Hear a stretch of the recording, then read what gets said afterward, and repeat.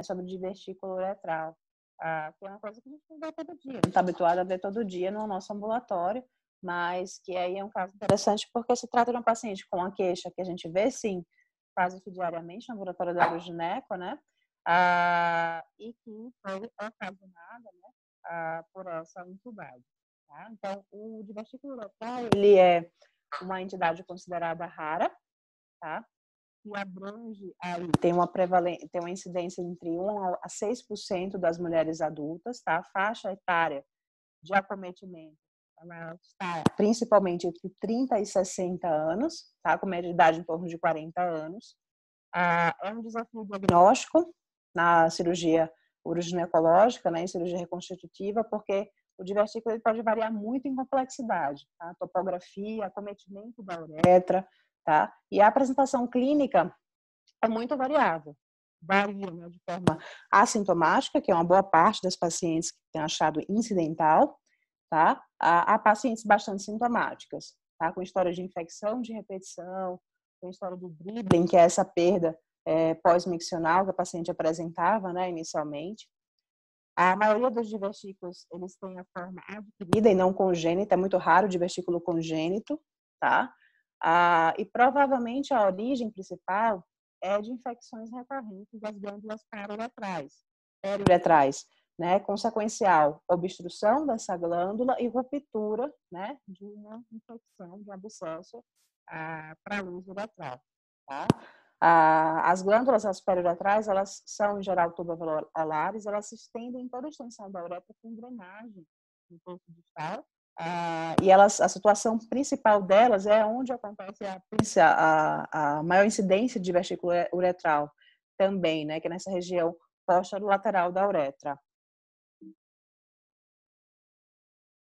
Está mostrando aqui, tá, a localização a uretra, né, e a localização dessas glândulas, tá, e por que a fisiopatogenia mais provável, né, da formação de divertículo é justamente isso, é a origem de uma infecção, né, com obstrução e infecção, desculpa, dessa drenagem glandular que acontece para a luz da uretra, né, então essas glândulas é proteção, né, elas produzem mucina para proteção, evitar infecções, uretrites, né, infecções ascendentes também.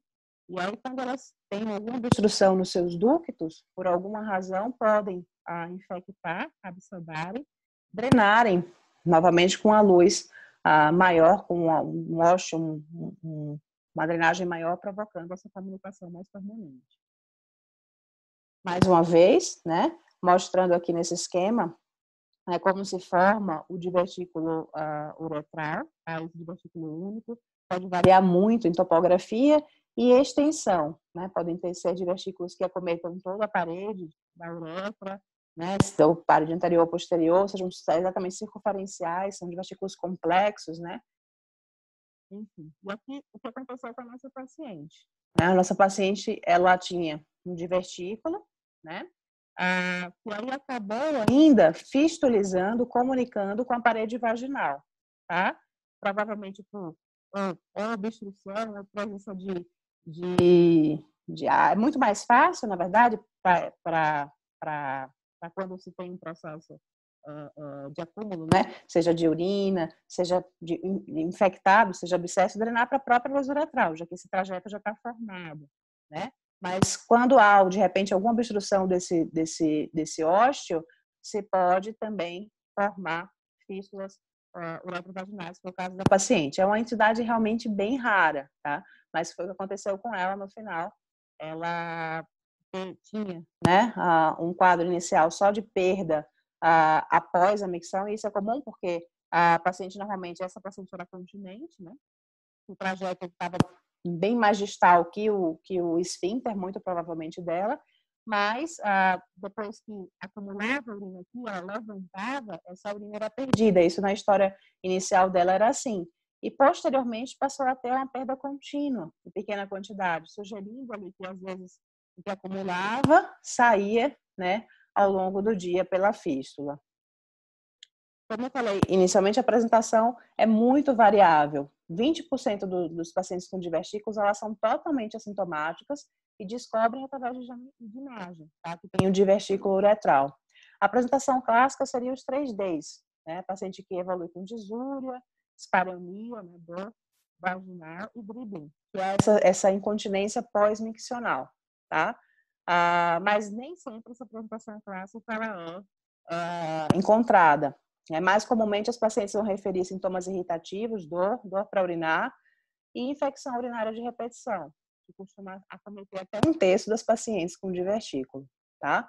Outros vão referir dor pélvica, massa vaginal, dependendo do tamanho, né? Que ele se encontre, hematúria, perda urinária, corrimento vaginal e descarga uretral, tá?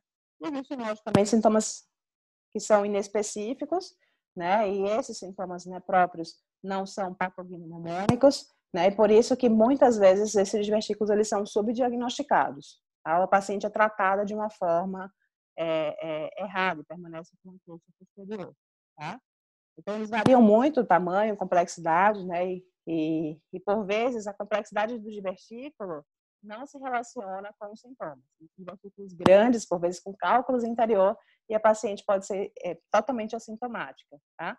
Então, o diagnóstico é somatório da história clínica, um exame físico detalhado, tá? E, por vezes, a gente tem que lançar mão de exame de imagem e endoscópicos, tá? Existem vários diagnósticos diferenciais, tá?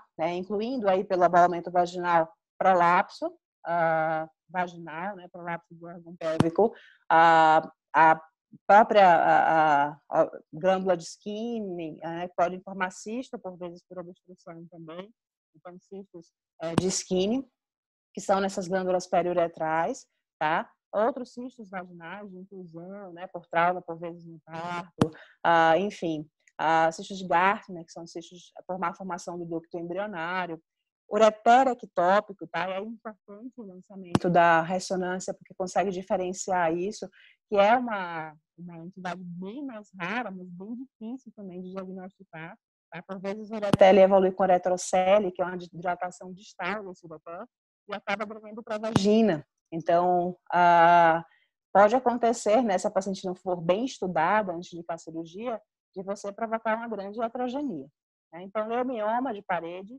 de uretra, de parede vaginal, melanoma, endometriose, que foi falado, né, na apresentação do caso, carúnculo uretral, enfim, prolapso de mucosa uretral, e pelos sintomas também, né, incontinência urinária, de esforço, de urgência, sintomas miccionais, cistite, né, bexiga dolorosa, enfim, podem dar sintomas semelhantes, tá? E a imagem, eu sempre falo que nesses casos ela é essencial para o planejamento terapêutico, tá? Porque além da anatomia do divertículo, ela pode avaliar a complexidade dele, se ele é simples, se ele é multiloculado, se ele envolve toda a uretra, só a parede anterior, enfim, o grau de acometimento dessa uretra, da bexiga, a avaliação da parede, né, da própria uretra, de cálculos. Existem divertículos que, por vezes, têm cálculos grandes no seu interior, tá? E aí a cirurgia precisa, por vezes, de dupla abordagem, endoscópica, aberta, enfim. Então, o exame de escolha ele vai avaliar com a disponibilidade do serviço, né? Com custo, com a experiência do radiologista. Tá? Uma boa ultrassom ela pode ter uma sensibilidade até 95%, tá? Mas aí depende muito do que ele faça, né? Já a ressonância ela é considerada o padrão ouro, justamente por definir melhor a anatomia, tá? Independente da fase miccional, não tem radiação, então é um exame considerado padrão ouro, com maior sensibilidade, especificidade para divertículo uretral, né? E afastar outras coisas também, né? Cistos vaginais, enfim, quando se tem uma dúvida diagnóstica. A uretrografia, compressão positiva, ela é um exame bom também, tá? A gente viu no caso da paciente que a uretroscopia simples já mostrava o extravasamento, tá? Apesar de difícil realizar esse exame com boa qualidade em mulher, porque a sonda tem que estar muito bem posicionada, porque a uretra da mulher é muito curta. Então, se a sonda estiver na bexiga, a gente só vai conseguir ver a uretra bem na fase miccional, tá? Então, no enchimento da uretra, por vezes a gente não consegue pegar se de repente o colo for pequeno, tá? Então, a videouretrocistografia, ultrassom, ressonância, são exames que a gente pode lançar em mão, tá? Nesse slide fala de sensibilidade, tá, dos exames. A uretroscopia, que é um exame que não foi feito nessa paciente, nem no intraoperatório, porque ela tinha uma ressonância bem documentada, tá? mas ela é interessante para avaliar outras coisas, excluir outras coisas, tá? A presença de cálculo no interior, por vezes quando o colo de vesícula é grande, a gente consegue visualizar diretamente, tá? Como está a parede da uretra, como está o trígono vesical, tá? Os ósseos ureterais, se tem distorção, né, nos vesículos complexos que pode acontecer. Então, o exame pode ser feito por ser invasivo no intraoperatório para planejamento, tá? A ultrassom, você vê que ele descreve aqui, nesse trabalho, tem uma sensibilidade bem alta, né? Mas como isso, é muito examinador dependente, tá? E a ressonância, né, é considerado o padrão ouro, justamente por ser mais precisa no diagnóstico, com maior sensibilidade, tá? O custo aqui impede, mas a gente consegue normalmente pedir, demora um pouquinho, mas a gente consegue pedir no nosso ambulatório para fazer externamente. Aqui é a imagem de uma uretroscopia, tá? E aqui, ó, às 4 horas, tá? Às 12, 16, aqui às 4 horas a gente observa um orifício, tá? Que é o colo desse divertículo, tá? Nessa outra imagem do ultrassom, nesse corte, a gente vê a bexiga aqui, essa é a uretra, tá? E essa circulação, esse espaço aqui, anecoico, é o divertículo. O divertículo que a gente chama de célula de cavalo, né? Ele envolve toda a parede inferior. Nesse slide aqui tem uma imagem da uretroscopia, tá? Desculpa que o cachorrinho, ele, quando escuta alguém no rolo, é complicado. Aqui, quando é injetado o contraste, né, você observa a saída, né, acho que provavelmente nessa fase miccional, de uma saturação, né, de abrir ela para início de saturação aqui no terço distal da uretra, tá? Sugerindo o divertículo. E a imagem da ressonância. Veja, esse divertículo ele é multilocular. A uretra está aqui, a luz, né, da uretral nesse ponto, e em volta o divertículo uretral envolvendo aqui, ó, tem um septo, né, no interior, praticamente toda a circunferência da uretra, anterior e posterior. Olha só. Então, isso é o grande desafio, porque por vezes você tem que combinar uma abordagem vaginal, tá, e aberta para resolver, para conseguir tirar toda a parede de divertículo. Ou transeccionar a uretra, tá? Que acaba sendo um pouco mais desastroso quando você precisa fazer isso, mas alguns casos são bem complexos e isso é necessário, para que você tenha acesso a essa porção posterior, tá? Existe uma classificação que eu não vou me alongar, tá? Uma que foi publicada em 93, que ela vai avaliar localização, configuração, se existe comunicação, onde é a comunicação nesse divertículo, e se tem continência ou não, se a paciente tem continência associada ou não, tá? Quanto à localização, ele pode ser médio uretral, uma boa parte, né? E aí a gente tem que ter cuidado porque justamente o esfíncter uretral, responsável pela continência, esfíncter externo, ele é nessa localização, no terço médio uretral, né? Ele pode ser distal, proximal, pode ser do vetor da parede uretral, né? E ele pode ser único na configuração, pode ser multiloculado, como a gente vê na imagem da ressonância, e célula de cavalo, quando ele envolve ali essa parte posterior anterior, tá? Bom, e a gente, com as considerações aí que a gente tem que avaliar que quando você vai indicar tratamento para paciente, toda paciente com divertícula merece tratamento cirúrgico, tá? Isso é uma grande dúvida, né? Porque uma boa parte das pacientes assintomáticas não tem diagnóstico, né? Então, a gente dá, logicamente, preferência para tratar os casos de maior complexidade, os casos que gerem sintomas, né? Que a paciente esteja bem documentada e a paciente também tem que ser uma opção dela, de repente ela não quer ser submetida a um tratamento que pode gerar riscos, né? Porque a cirurgia, ela pode, sim, levar a outras complicações, como incontinência urinária posterior, fístula uretrovaginal, das complicações também descritas, tá? Na resolução cirúrgica do divertículo. E agora a paciente tem paciente que existe uma chance desse divertículo degenerar e gerar ali na parede dele uma neoplasia maligna. Tá? Então, é descrito na literatura, mas os dados também não são tão confiáveis, porque boa parte aí desses divertículos eles não são nem diagnosticados, né? Mas em que a prevalência de degeneração maligna, de atipia, é relativamente considerável. Tá? É de 3 a 9% na literatura, mas até 10% das biópsias mostram atipia celular. tá? Então, pode ser qualquer tipo de câncer, tá? Escamoso, adenocarcinoma, mas o mais comum encontrado normalmente é adenocarcinoma. E o reparo cirúrgico? Existe uma variedade técnica grande para o reparo cirúrgico dos vestígios. Podem ser combinados, né? Tratamentos endoscópicos, cirurgias abertas, vaginais. A preferência pela cirurgia vaginal, logicamente, pela topografia, né? Da maioria ser dessa região mais ventral, da parede anterior, né? Feminina. E a técnica mais utilizada é a excisão completa do divertículo, né, fechamento desse cano, né, por plano, sem tensão e a construção da uretra, tá? Cerca de 50% das pacientes com divertículo uretral vão apresentar incontinência urinária de esforço concomitante, talvez pelo acometimento próximo ali do esfíncter. E a correção da incontinência urinária de esforço concomitante, ela é indicada, tá? Obviamente, se não tiver infecção associada, né, porque seria uma das contraindicações, se poderia sim. Mas aí dá preferência nesses casos para não usar tela sintética, tá?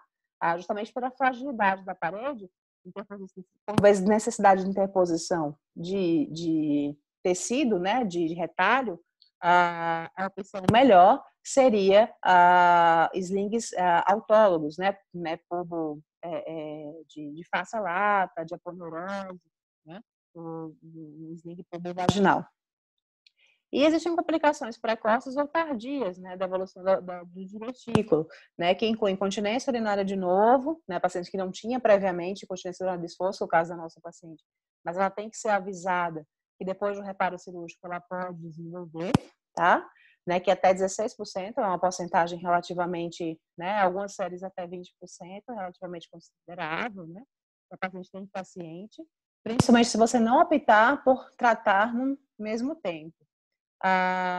E as fístulas, né, que é uma complicação rara, mas aí pela própria manipulação cirúrgica elas são descritas de 0,9% a 8%. Lembrando que a nossa paciente ela já tinha fístula previamente, né? Então aí talvez o risco seja aumentado. Bom, e os princípios da cirurgia, para finalizar, requer, né, obviamente, a mobilização de um tecido vascularizado para você evitar reincidência, você evitar fístulas posteriores, né? Preservar o máximo possível a face periuretral. Então, a dissecção desse divertículo tem que ser bem delicada, tá? Não pode ser grosseira, tirando toda a face, né? Tirando toda a proteção aí dessa uretra pelo disco posterior, né? Então, identificar aonde está esse ósteo desse divertículo para poder ser testado, porque senão a comunicação vai ficar permanente, tá? Remover o máximo possível, né, inteiro esse divertículo, tá? Enviar para a máquina, né? O fechamento uretral tem que ser preciso, né, para evitar fístulas posteriores e sem tensão. Em geral, mais de uma camada. Em geral, fechar pelo menos em 2 camadas essa parede uretral, tá? Sem tensão, com pontinhos separados, com fio absorvível, tá? Na uretra, em geral, a gente pode usar o Vicryl, pode usar o PDS, ou o próprio caprofil, que a gente tem na maternidade, fio com número 4, 5 zeros, tá? E reconstrução dessas camadas posteriores, né? Fechar bem a face e a mucosa vaginal, também com fio absorvível, tá? E aqui só um esquema mostrando também uma outra cirurgia, né? O rebatimento desse divertículo, exposição, a abertura do mesmo, né? A uretra ficou deslocada aqui, ó. Olha a cavitação que esse divertículo faz para dentro, né? Retirada, fechamento, ó. Fechamento por planos com fio absorvível, acho que usou monoclínio aqui transparente. E o fechamento corretinho da mucosa. Alguém tem, acabou a apresentação, alguém tem alguma dúvida, quer falar alguma coisa da discussão? Aproveita o espaço aí, pessoal, para tirar as dúvidas, que é um assunto difícil, assim, não é um assunto tão fácil mas é importante. Vocês querem que eu volte alguma coisa, que eu comente alguma coisa específica que alguém não entendeu, até porque meu áudio parece que está falhando um pouquinho.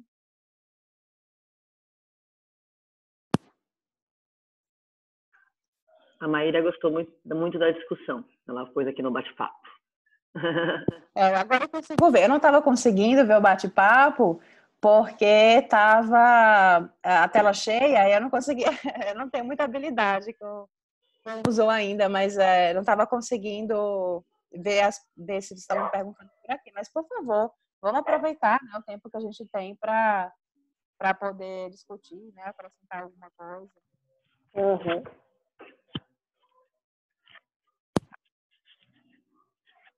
Eu quis trazer esse caso porque, de repente, a gente poderia falar sobre as duas coisas, né? Tanto o divertículo, que a gente não vê todo dia, como eu já falei, né? Apesar da queixa, a paciente procurou um serviço por incontinência urinária, que é a nossa questão mais comum, né?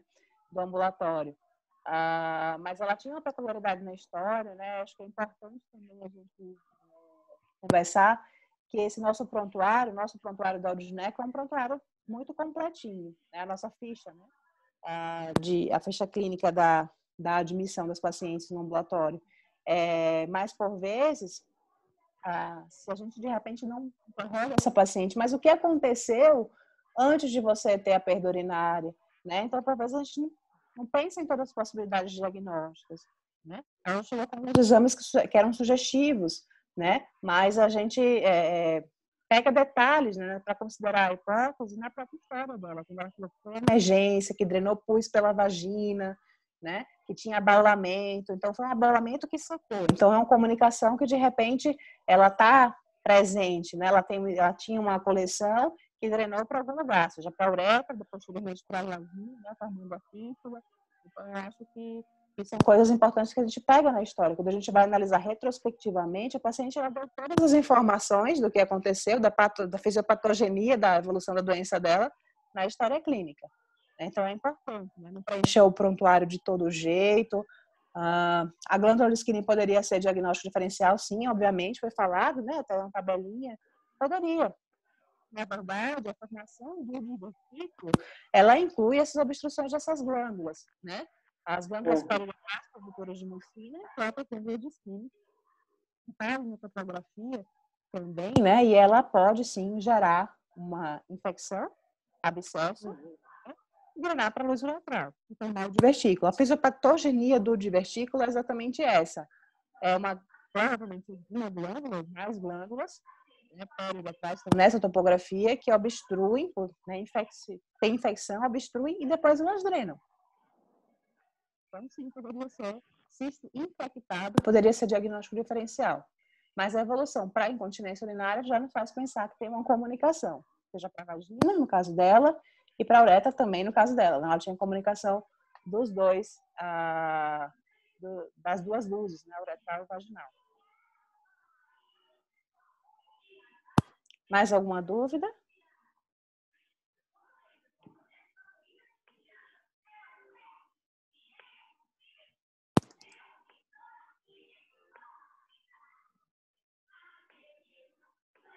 Quem quiser, eu posso mandar essa aula. Eu acho que a Raquel, de repente, pode disponibilizar no link do Centro de Estudos. Eu não sei se funciona para cá. Eu gravei. E se quiser mandar os slides, eu ponho no Google Drive. Dá para gravar, eu ponho a gravação e os slides. Que o pessoal gosta da gravação porque tem as explicações, né? Talvez eu tenha estragado um pouco com o meu áudio ruim, mas enfim. E o meu cachorro latindo, porque não parou de latir, estava quase matando ele aqui. Mas, enfim, mas essa eu também posso disponibilizar, é só mandar um e-mail nesse e-mail aqui embaixo, e aí eu posso passar a aula, tá? E também os artigos de revisão. Tá? Tem 3 artigos legais, aí eu tenho mais também sobre fístulas, enfim, que quem quiser eu posso disponibilizar por e-mail. É só mandar um e-mail para mim que eu respondo e repasso. Thalita, saudade de você também. Sua filha acompanha a Thalita no Instagram, a filhinha dela, coisa mais fofa. Então tá bom. Para todo mundo, tá? Foi ótimo, viu, Alessa? Parabéns, viu? Obrigada, tô com saudade. Obrigada por ter vindo na nossa aula. tô com saudade de todo mundo. Um beijo, tá? E fiquem com Deus, tá bom? Beijo para todos. Tchau, tchau.